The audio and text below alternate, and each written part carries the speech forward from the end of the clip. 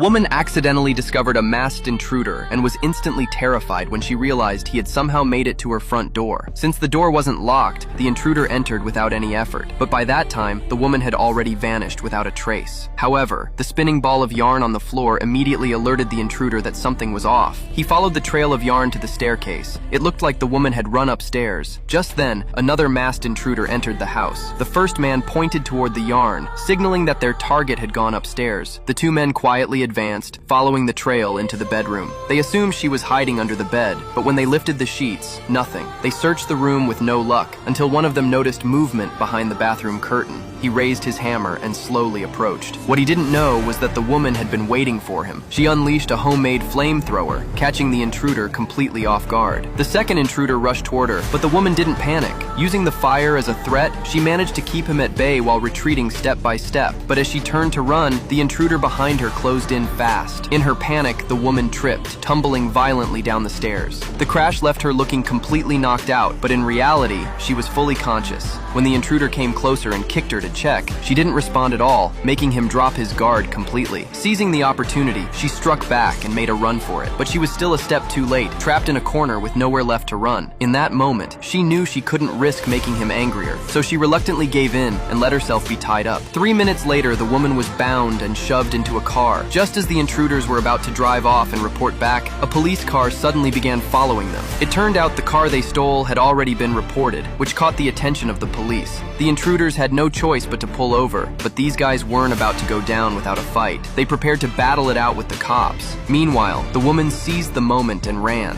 She had no intention of sticking around to get caught in the crossfire.